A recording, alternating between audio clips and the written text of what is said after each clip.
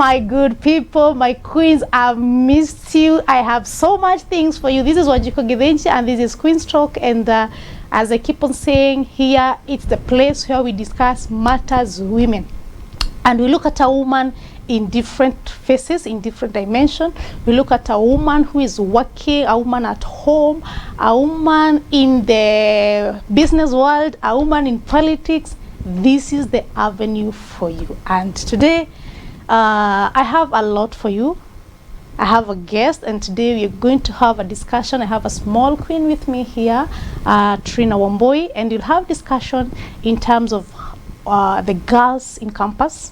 And I know there's a lot, you are a woman there, you have a girl in campus. This is the show for you, because you're going to understand a lot of things, the challenges they go through, why they find themselves in a lot of things that are happening, and sometimes you may not tell why. But today we're going to get that veil. We're going to understand from her point of view. Being in that kind of an industry, being in campus and going through all those kind of things, and then coming up, oh my God, she has a lot to share with us. But in the meantime, I want to introduce something. We have a campaign with Loto Chanua Jichanue na Udosike na Roto. And being on a Monday, they have a draw at 2 p.m. And this draw, what you need to do is just play. And how you play this game is you go to your M-Pesa to pay bill 77700. Account number, the account you put DTV, and you can pay between 50 to 100 to 1,000, the amount that you're able to do, and that you can be the lucky winner of 250,000 this day at 2 p.m. We had to draw. One was learned at 10, and we'll have another one at 2 p.m. And now, even if you don't win today, that gives you a guarantee that on Wednesday you become also a participant, or you get an entry to the mega draw, to the mega gift that will be given on Wednesday. And that is, if you don't win today, you still have a free entry to the Wednesday draw. And here you can take home a brand new Pro Box. As a queen out there, you are at home, you never know. This can be an avenue for you to just realize that dream that you have never, or that dream that you keep on saying you may want to have A, B, C, D.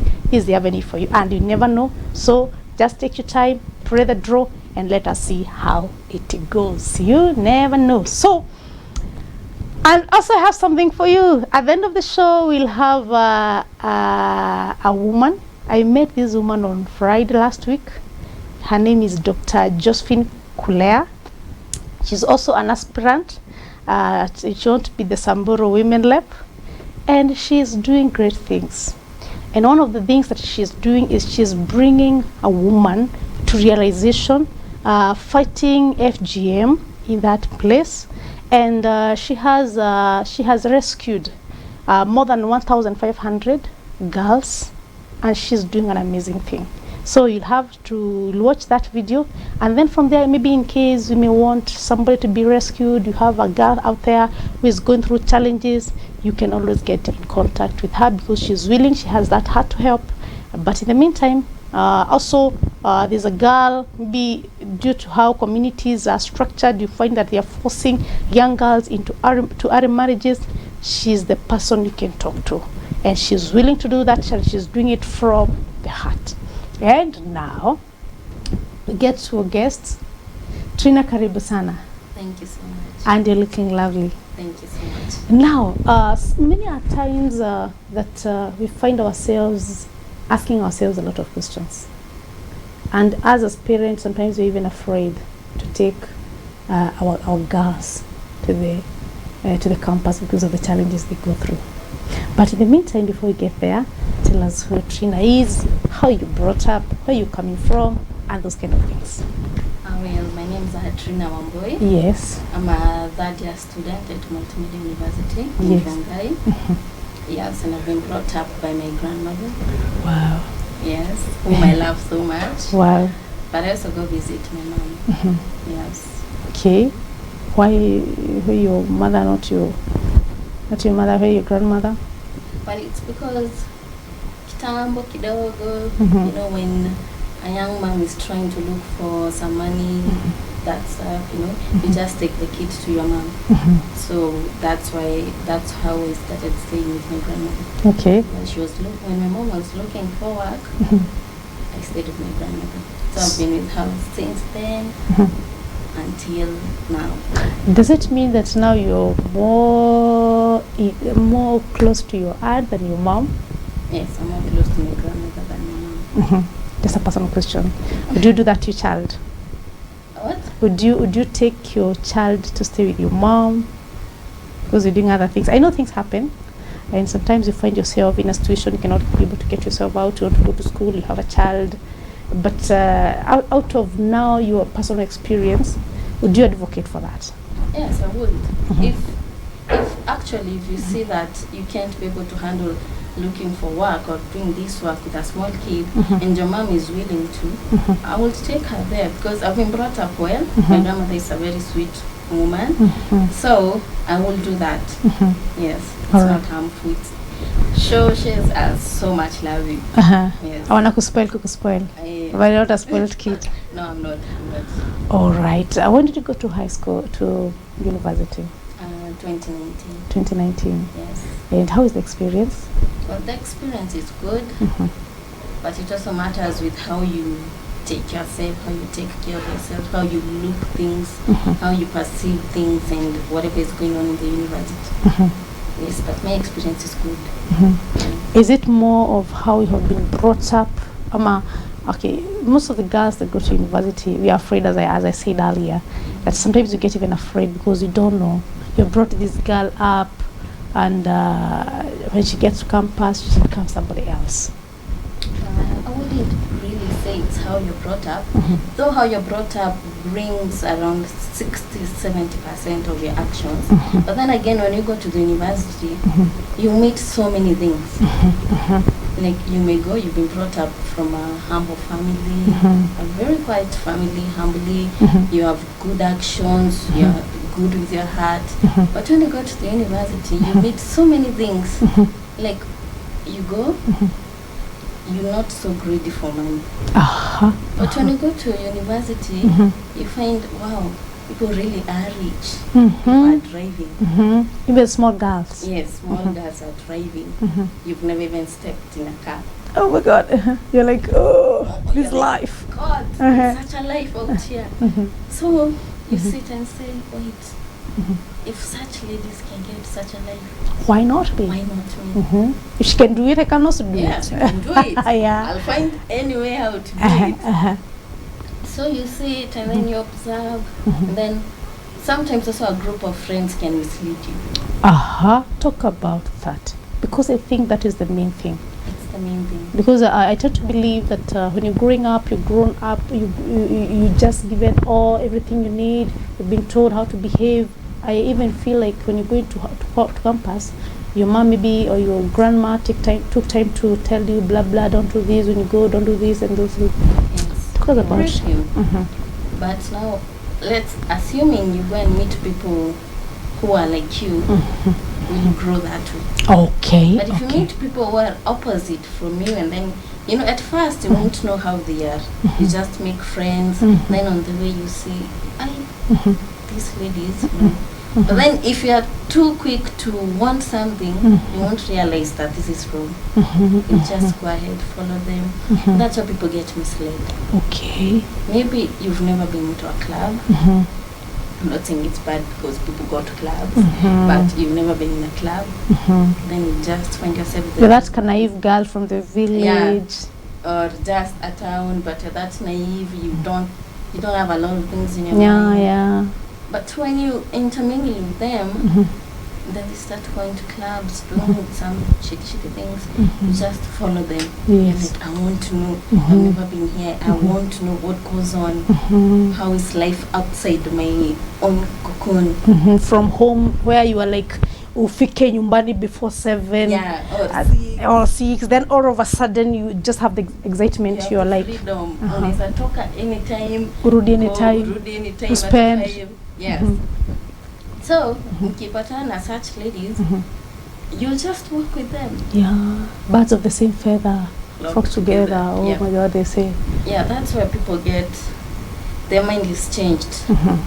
So you go, you enjoy, but you are still naive, so they are looking at people. But you want to know what goes on. There are men around, there are boys around. You've never been around so many boys. So if a guy comes, a handsome, young-looking guy, good-looking guy comes and show some interest. Yeah, you're like, oh, he likes you. Wow, and it has never happened. It has never happened. So you're just there, you're like, so this guy really looked at me. He likes me indeed. That's where you start. Sasa makosa tena inakuwa akupe pesa. Hapo. Au sema kununulia drinks. Amekununulia drinks, umekula lunch, umekuja chipo ama sapa ama dinner. Then you go back. After all that stuff, you go back to the hostel and say, oh, mimi mtu kadhaa kuna pesa and I haven't lived such a life. So let me see venye kunaweza enda. So you start going out, and that guy really has nothing important. He just wants to use you because the minute he saw you, you are such a little naive girl who will do anything. Hapo ndo watu wengi wanapotelea sana. Napotelea kabisa. After that, it's a done deal. Oh my God. And you never even know, you don't know where this person come from. You don't know hata ujui kama ni mrogi ama ni is a killer or anything. But since you've been shown some cash and you're not used to that life, you want to get into that life. Just as I was telling you, the way you go to campus and see people, they have cars, they dress well, they walk so looking elegantly. So good. Yeah. And then you say, oh, so if I will do this, I'll get that life. Yes. So your goal now becomes that big life. Yes, exactly. You want to live another person's life. Whatever the cost, whatever it takes. Whatever it takes. Like right now, there are no even, what do you say? Most ladies are looking for WABABAZ. Wanaitwa ni mbaba. Mbaba. Because there are these men, they have money, they have cars. So if they come and tell you, I can give you everything, I can pay your rent. In university, especially in Rongai, the houses, if you want to live closer to the road, the houses are costly. So it's either you share with the person or if your parents are able to pay. But you want to get paid for by another man so that hata ukituma pesa, you can cash it. So this guy wants to pay your rent. He wants to give you pocket money. It's a done deal. Yes. So anyway, anyhow, atingia kwa your box, and that's how your life gets ruined. Because don't forget, women prayers are strong. That's true. So strong. So you're messing with a man, with a husband to somebody. And maybe the wife has amekaa tu akasikia something is wrong. Women has instinct that hata kama hajaambiwa na mtu anaweza sense. Ako nayo tu. Women, I think generally feminines, they have that instinct. They start sharp instinct. So don't forget, this woman will go kneel down and pray. So you ladies have to be aware because these prayers can affect you. You going there, you want a lavish life, you don't want to be contented with what you have. Something may go wrong. Prayers are strong. The question I keep us asking, Wambui, is this: is it that because if I have a daughter at the university, definitely at the end of the month I have a budget. A budget that is telling me that I'll have to pay the house rent, I have to send money for food, I have to do blah blah, a number of things. So as a parent, I'm aware. So does it mean that these girls did not give it all that? Well, they are. You'll actually find, let's say you are able, you are a parent, you are able, you cater for everything. But there are those who are on another level. Okay, a higher level. So let's say feel the rich. So let's say you taking care, you're my mom, I'm contented, I have everything. But now there are other people who have extra. Okay. So you tend to say, yes, I have everything, but I don't have this. This one has this. That's where things go wrong. You want more than you have. More than what you have. Yes. You want to chew more than you can bite. Now, in high school, what would you advise? What would you tell the ladies that in terms of their future? Because I tend to believe you just move with that person. Maybe that person is sick. Maybe this person has a family, and he may even have a daughter older than you are or your age. What do you tell them? What do you tell them? To tell them, don't rush things. Everything has its own time. Don't be so eager to get what you can't get without using other ways. Just be content with what you're given. Appreciate what you have. There are people who don't even have that life you have. Yeah, because I tend to believe there are also some students who come from a raw family and they are fair. Maybe they are even struggling. Ile hata mafuta, you don't have the lotion, ile unapaka ile ngombe kinda, and life continues. So you just have to be content. Don't think so much. If you haven't reached to that level, be patient. Everything has its own time. Because the more you rush things that are not to be rushed, there tend to be consequences.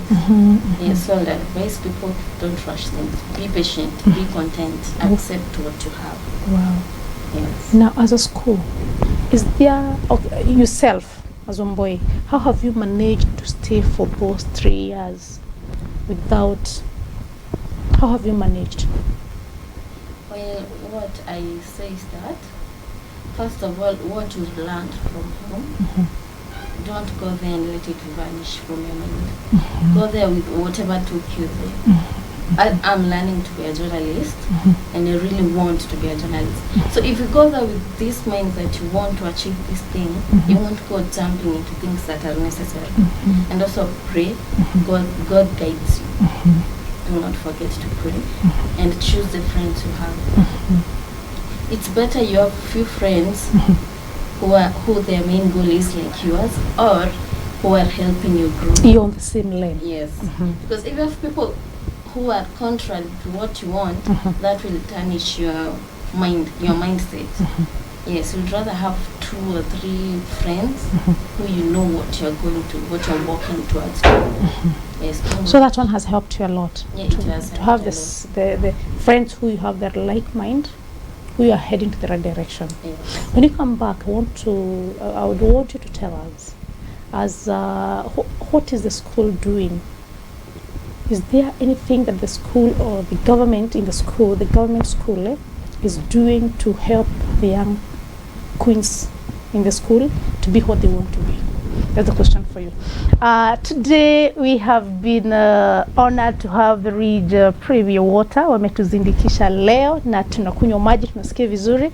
And don't go too far. We will be coming back in a few, and we'll still continue. What I hear Wambui keep on telling us, you young girl who is out there, is just trust God. Don't look forward to just take something that your parent cannot be able to afford, because you want that big life. It has its consequences, it has its costs, and it may cost you life, it may cost even damage of your body and those kind of things. So what I hear you Wambui tell us is that we need to trust God, we need to pray, and also you need to get the right friends, people who have the same mind, who have the same goal, because those are the people that will lead you to the right direction. So we want to have a short commercial break, so don't go too far. We will be right back in a few. And keep talking to us through our SMS number, that is 23595, our WhatsApp line. You can tell us what are the challenges, you can give us your input, you can comment there. We are in social media, DaESAK TV.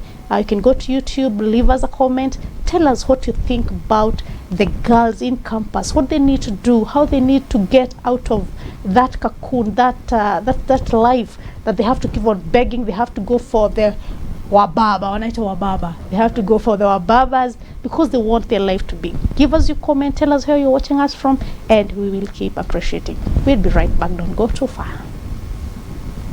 The Cradle of Goodness. Welcome back. This is Queen's Talk, and this is Lydiah Githinji, and today with me I have Trinah Wambui, who also happened to be a queen at the campus. and we are having a discussion that is, we are cutting across reasons as to why women or young girls, young queens in campus find themselves with a baba, or they call it the baba. So those are the discussions that we are having in this show today. And in the meantime, as I keep on telling you, we are leo tumezindikishwa na Lydiah Premier Water.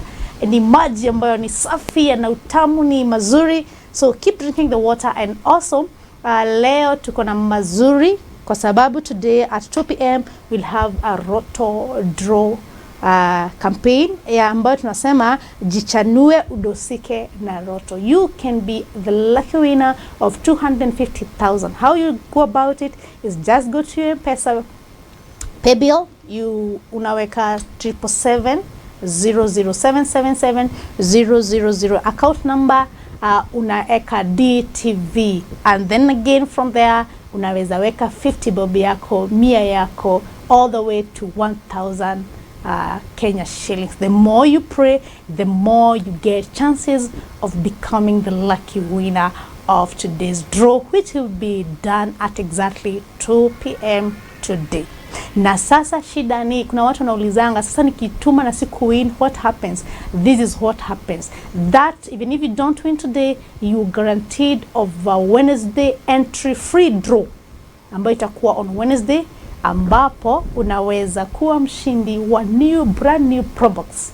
Yani win gari nzima mpya. So don't be discouraged. Keep praying. The more you pray, the more your chances are increased of becoming the lucky winner. And you never know. So this is the platform for you, my queen, out there. Do the business, and you never know, you can be the lucky winner. Na sasa itakuwa poa. So jichanue na Roto. Now we go back to our discussion this morning. And I asked you a question, Trinah. Karibu sana. Welcome back. And I asked you a question. In campus, is the management, or what you call the government in school, what is it doing to talk to our girls? Like, do you call motivational speakers? Do you have pastors? Do you have people who come to talk to girls? Yes, the management actually calls some people, and they hold them at the MMA conference. How often? Approximately in one semester, like 4 times. 4 times? Yes. Wow, I think that's a good one. That's good. I think they realize they need to do this because of whatever is going on in the campuses. Yes, so they do call them. They call the motivational speakers, both male and female, because they also sometimes advise the male. Yes. Okay, the counselors, even counselors. They bring so many people. Like maybe this time they bring motivational speakers. This time they bring counselors. This time they bring even some doctors. Yes. How is the turnout? Do they come up? Do they listen? Are they in that business? Are they interacting? Yes, students really turn out. A large number does turn out, but you know, in everywhere there are no, you can't lack rotten mouths. So not everyone turns out to the show. Yes. Now, is it beneficial? Because I keep unapata watu wameharibika sana. Unaangalia if a class is ikuna watu sema kama 100, unapata a big number is losing it. You know, you can take a donkey to the river. You can't force it to drink water. Oh my God. So yes, people will be called, people will go, they'll actually go and listen. You see when people writing down notes, but at the end of the day they are just there for show. They won't follow what was done. That's not fair. What do you think need to be done? Because if the government in the school is doing that, exactly what you're telling me, where do you think it is? What do you think needs to be done? You know, what should be done, it's you yourself. Okay, so it's a personal decision. Yes, it's a personal decision, because we can't bring in motivational speakers now and then, we can't bring in counselors, and we're not changing. What else are we supposed to do? It's you and you yourself. You should know what to do. Yes. I like what you're saying, that wezi peleka nini? Donkey. The donkey. And you can take it to take water, but you cannot force it. Yes. So what you're trying to tell me is that it is a personal decision. When you uamue, wewe utasema maisha ni yako, yes, mimi shughulike na yako. No. Do you think the teachers, the parents have something? They have any input on the behaviors we have with those girls that are just spoiled? Because at the same time, kuna wale ambao wameenda shule na wamemaliza vizuri. So which is backing, it's a matter of your decision. Kuna mtu anaenda campus na anajua this is my line. I'll do exactly what I'm supposed to do. I'll head where I'm supposed to. And I want to stick to that until wamalize. Yes. So what do you think is the input of the parent or the community? There are people, there are actually ladies who have been brought up by mothers who work to talk about that. Equal to, in a flow to, it's just flowing as the waves are flowing. So you as a lady, you look at your mom and then you go, oh, so you can just do this way. You don't have to really think about the consequences. So you as a lady, ukiona hivi, utakuwa like, sineza, mimi naweza fanya hivi. Mom doesn't care if I do this, she doesn't ask me. So it's also, sometimes it's also, you have to look at the parent. The parent sometimes inflicts what a lady does. If a parent is caring and anakuambia, unajua ufai kufanya hivi, ukifanya hivi, itafanya, ukifanya hivi, this will happen, usipofanya hivi, this will happen, so ufanya hivi, usifanya hivi. Kama ambiwi, imagine atenda tunafanya chenye yeye anaona it's good. Lakini hapana mami, kuna watu wanaambiwa, hata wanachapwa. Me have witnessed wazazi anachapa huyu mtoto asikii. Ndio nilikuwa nasema there are some. Si kila mtu. Kuna wenye wakiona wazazi wako hivi wanafuata hivi. Na kuna wenye, as I said, it's you yourself. Utaambiwa hivi, uletwe counselor, uchapwe, mamako ashinda hapa asubuhi hadi usiku akikwambia hapana usifanye hivi, na bado utafanya. So mainly 90% it's because of you yourself. Okay. Yes. 90%. So we say 5% is 90% is your decision. Yes. As a young queen out there.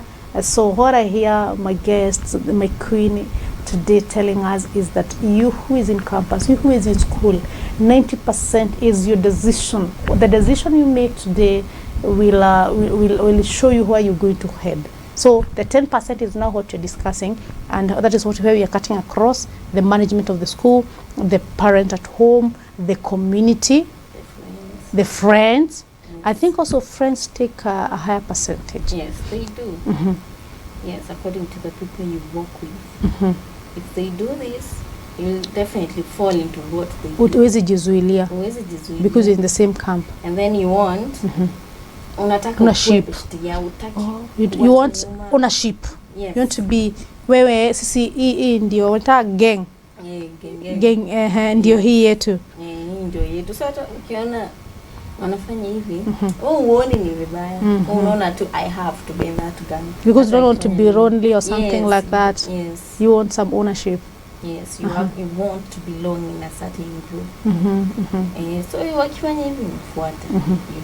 You don't want to know that it's good or bad. But the behind the seed, we say ni decision yako kuamua. Because you can look at that and say no, I don't belong here. I don't want to continue doing this. I'm getting out of this. Yes, and if you don't want to upset them, because mainly what ladies do, or just friends, even men, you're in a certain group, lakini utaki kujitoa because unaona ukijitoa utakasirikiwa ama ukasirikiwa. You can just, okay, it's your decision. You don't want to spoil that relationship that you have. You can just tell them, guys, let me first deal with my issues. I have some issues I have to deal with. So I want to be hanging out with you for some time, but at the back of your mind, you know this is forever. Because uwezi tuka uambie, by the way, unajua nini? Staki group yenyu, by the way, sitakuwa nakuja. So I think, you know, you're getting to the strategies that a young girl out there can use to get out of the bad company. So number one, we see you can give excuses that I have some issues that I'm dealing with, so I need some time alone and those kind of things. So just tell them indirectly. Tell them I won't focus on myself. I have things I have to focus about me. There are things that I haven't dealt with and I really have to. On my own, I will be able to deal with them. So in the meantime, give me a break. Yes, give me a break. So you are actually telling them what you want, but not directly, but you know what you mean. Because at the end of the day, you need them at some point. Yes, you need them. You might need some help, and they were once a gang. They know you. Yeah. So you'll just, if you need help, you'll go and call them. Hi, you know, I need this. I need this. It's not a must to break a bond with bad blood. Just do it in a cool way. Now, there's a lady mwenye si ati ni pesa nataka. But this person feels I have to go with Baba, and what would you tell that girl? Well, I think squeeze. Venye naona. Maoni yako. Venye mimi naona hadi. Kuna watu, I don't know if it's real or it's fake, but squeeze unapata wasichana, they are really loving the WABABAZ. Hata ni pesa, they just. What do you think is the gap? Because I tend to believe maybe this person feels ajai kuwa na the figure father, or maybe those people, they're so loving, they know how to love, I guess. Yes. Do you think there's that gap between the young men and the WABABAZ? Would you give a difference? Maybe not in a bad way, but so to say, this is a person who is experienced, not like the one we have. Could it be the reason as to why they go for WABABA or something?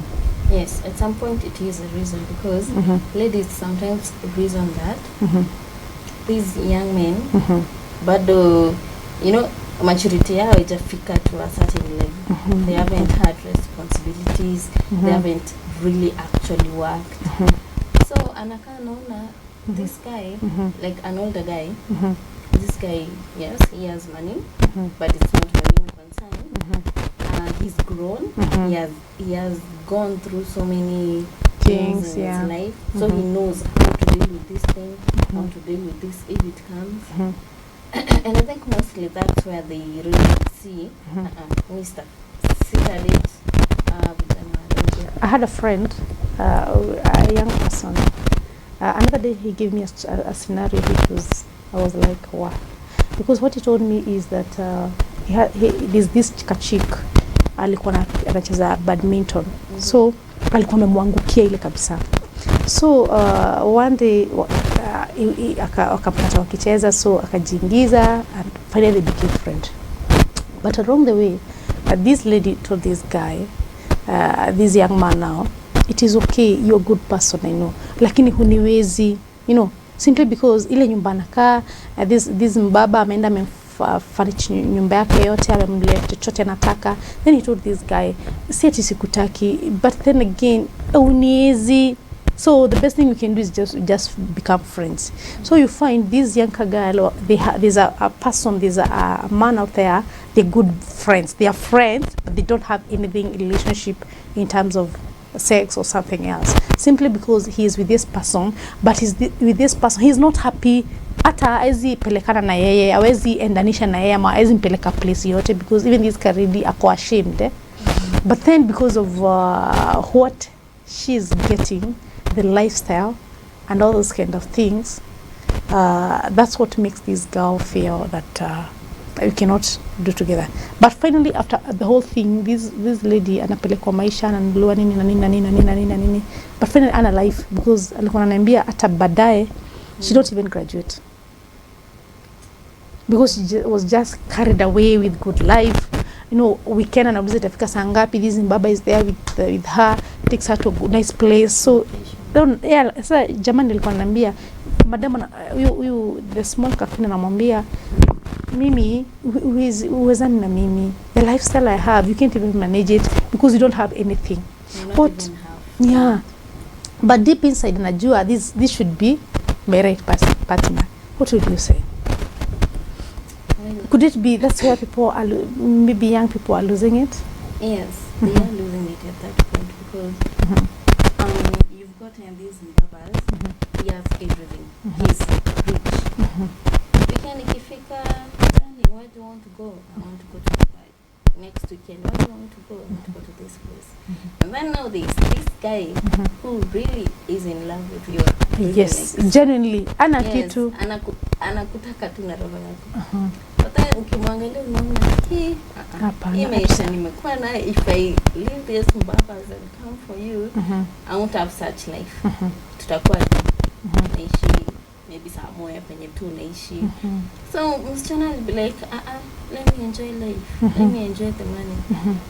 But you know, at some point, yes, pesa itaisha, but deep down you're dying.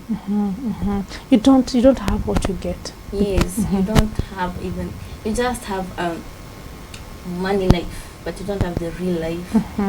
Your heart breaks every time because this guy, by the way, honestly, won't show you off. You can't even go on a peaceful date. These WABABAZ, they have certain places. Na class. Yes, and then wakona those places that WABABAZ go, where you can go with your young kagari. Lakini atakupeleka at a certain hotel at mmekaa you are eating. No, that man doesn't want to be seen with you by everyone out there. So enjoy yourself inward, ndani yako, wewe like from kitambo, you know you want a relationship, a real relationship that you can go, not necessarily showing off your man, but walking confidently. You're together, yeah. You can say this is my boyfriend and those kind of things. Yes. So I would say, wewe kama umetosheka basi, because you can't change someone's thinking. But I think it's wrong. It is. Honestly, it is. Because you are torturing yourself because of money. And someone out there genuinely loves you. He could give you the happiness you want, but you want the money. But I think ladies should sometimes believe in men who actually loves them. Because hujui kesho yake what God has planned for that woman. Most of the young girls in campus, they're getting HIV/AIDS. Why do you think is the reason? Because also there are people who are not who may not qualify in terms of getting that in Baba, but they're going around among themselves. Yes, where I stay, I mean near a university, and I tell you, you find this girl, even how she's dressed, how she looks, you're like, even if somebody wants to sleep with you, it will not even take 2 seconds. What would you say about that? That's what I would say, that ladies, you want to look sexy. I get that, but mind what you're dressing. Yes, do not be so revealing. That people wear so revealing clothes that you're like, seriously, unatoka nje ya mlango hivi. You can also wear short dresses, yes, but there are short dresses which are actually pretty. But then there are those extremely short. They are short, they are revealing. Yes. You can even be able to tell. Yeah. Madam umevaa hivi. No, be careful, mind what you wear. And then this HIZI thing, imefika to a point that, especially in campus, what we are just sleeping around. Unasikia especially those parties, and people just to see you've had your fun, everything. Then whoever comes on you, whoever you lay your eyes on, at that moment, in the morning, don't even remember who you slept with. That's this weekend. Then next weekend, somebody else. Same thing. Or the way they say home.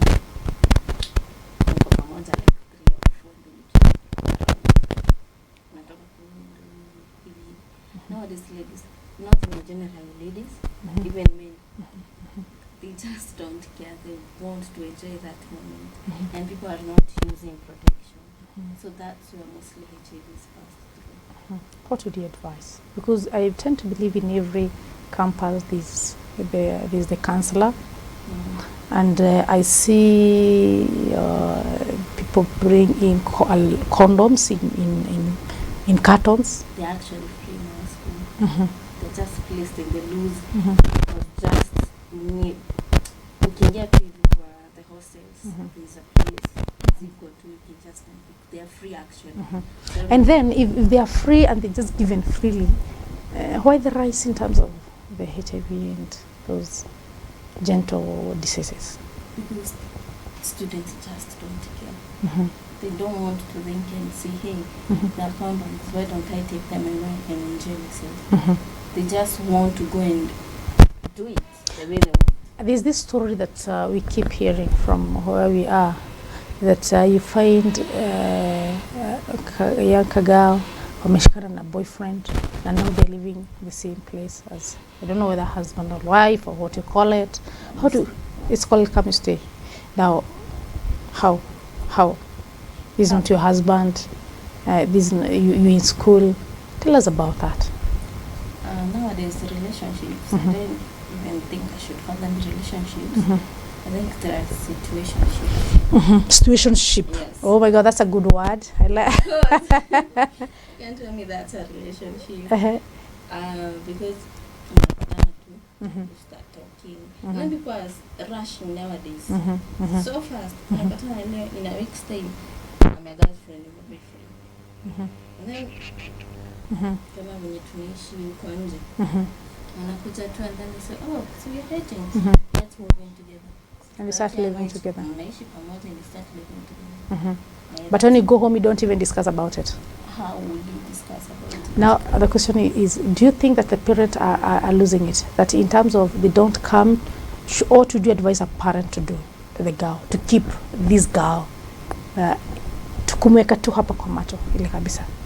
Ni kumwongelesha tu. Umemwongelesha, umempeleka shule, as a parent, unafaa ugonje mpaka ile siku atakuja, ama unakaa because I tend to believe me kama nikiwa mzazi hapo naweza kaa na jileta bila kujua. Una show up tu unampigia unamwambia haya niko. Should that be the case? Unajua and then at a certain level so kila parent atamanage ati akikaa sema at this time then. Unajua people are busy. Yeah. So it's not every time they pop up out of nowhere. So hata especially hata ukisema mzazi akuje like aseme nitashtukia tu. What if you siku hapo kwake? Ama hata ukienda hiyo siku, how do you know utakuwa kwa hiyo nyumba yake? Oh my God, I tend to believe, as you said earlier, it's a personal decision. Yes, it's a personal decision. You just need to make a decision and just say, I want to live my life. You just live the right way. That's what you're saying. Yes. Because we may keep you in eye to eye contact, lakini hatusaidiki. Oh my God, it was good having you around. And thank you very much. What is that one word? The final word you can tell Lydiah or yourself, you're in campus. What are you looking forward to be in the next few years? I look forward to being a journalist. I really love journalism since I was in class 6. And I pray to God I'll be able to achieve that. And also my young ladies, my fellow friends, sisters. The main thing I want to tell you is be content. This word, be contented in what you have. Because you're rushing too much, you want this, you want that at a very young age. And people have worked for that, so don't think you won't pay for that. Oh my God, yeah. Yes, be patient, love God, love yourself, take care of yourself and your body. Yes, that's what I'm saying. Wow, what a word. That's take care of yourself, love God, just know somebody worked for that which you're enjoying.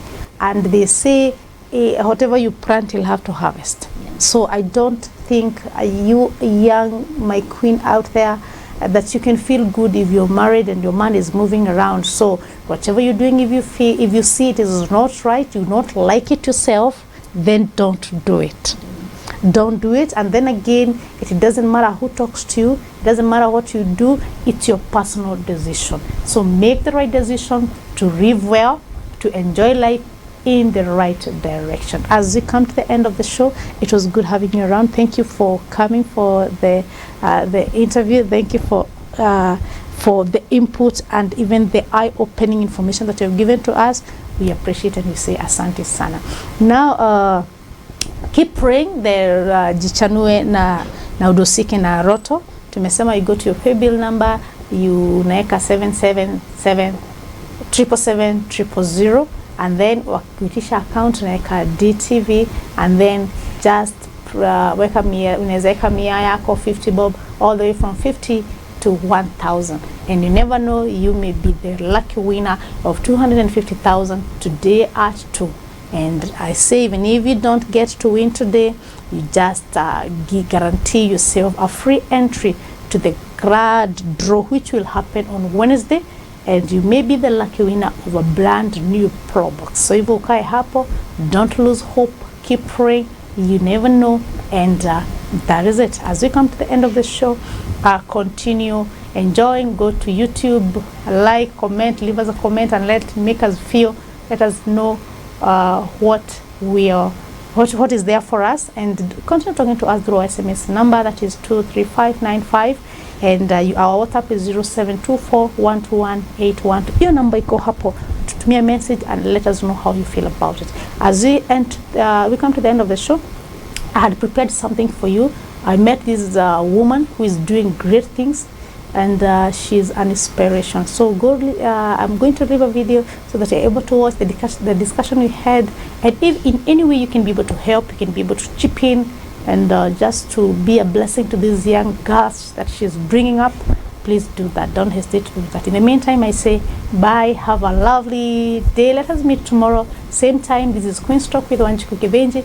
Every Monday to Wednesday we meet at 10 to 11:30. Shalom, I love you. Hello and good afternoon, karibu sana. This is Queen's Talk with Wanjiku Githinji, and today we are not in the studio, we are outside. We are at Nyahururu Panaris, and I have a visitor today. I met this wonderful lady who is doing amazing things. She's out there to rescue, to mentor, to bring out a woman, not to listen to her. You cannot afford not to get something from her. She is a daktari. She is the founder of Samburu Girls Foundation. Her name is Josephine Kulea, Dr. Josephine Kulea, and she also happened even to be recognized by Obama. And so she has a story, and she's doing an amazing job. So today, just stay there and enjoy the show together. Thank you.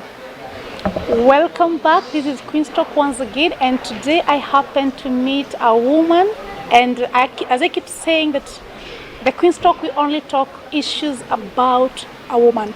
And today with me I have Dr. Josephine Kulea. Yes, who is Daktari?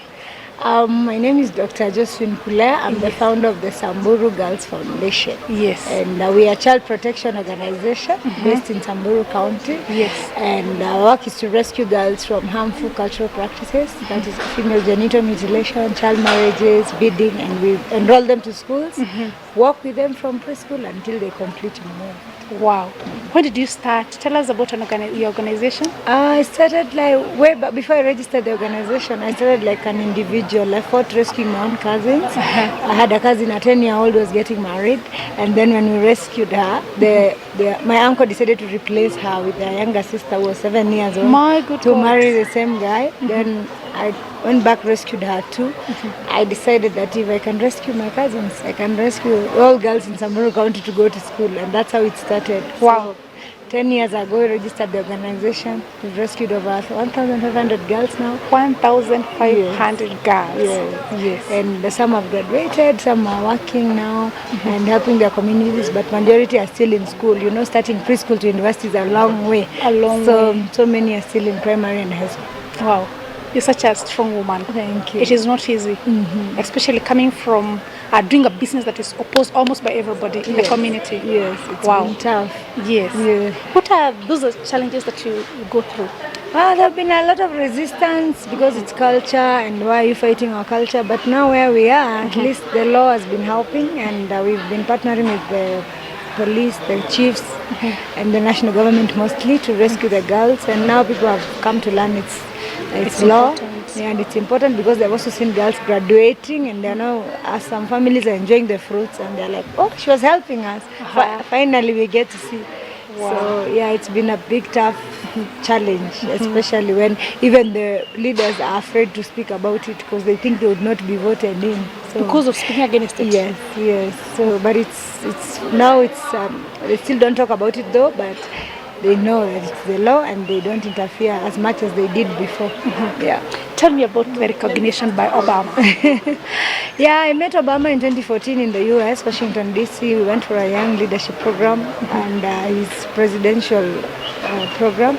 But then And he saw my beadwork and he's like, oh, we have a Maasai sister in the house and I think she's from Kenya. And I'm like, I am not a Maasai, I'm Samburu. And he's like, oh, okay. So I think he got challenged.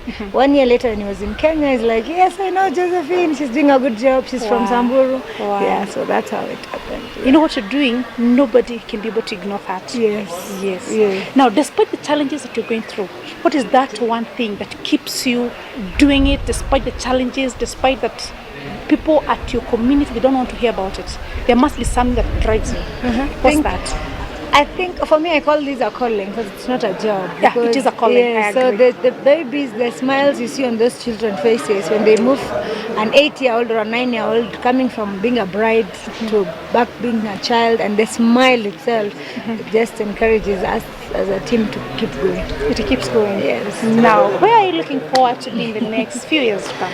In the next few years, we want to have our own school, a primary and a high school, because we spend a lot of money. We borrow money to educate these children, and then we end up spending it all in the education. So we feel like if we had our own school, it would be cheaper to run it, having our own, as many girls as we can support, because I believe education is a preventive space. A classroom is the safest space for a girl, because when you go to school, you won't be facing all these cultural practices, because school gives you time to grow, and by the time you're done with high school, you're 18 years, you can make your informed choice. Wow. Yes. Maybe what I can say, may God meet the desires of your heart. Because you have the heart, you have the will, you are able to drive this to wherever you can. Okay. Now, Daktari, that you are a leader, you're known outside the country.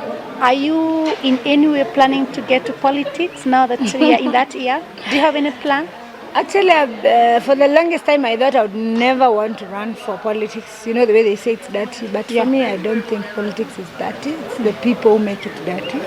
Because I remember the other day when the Speaker of the Parliament, I was asked why are people fighting in Parliament, and said, this is the garbage you elected. So I think for Kenyans, for me, I would just tell Kenyans to elect good leaders.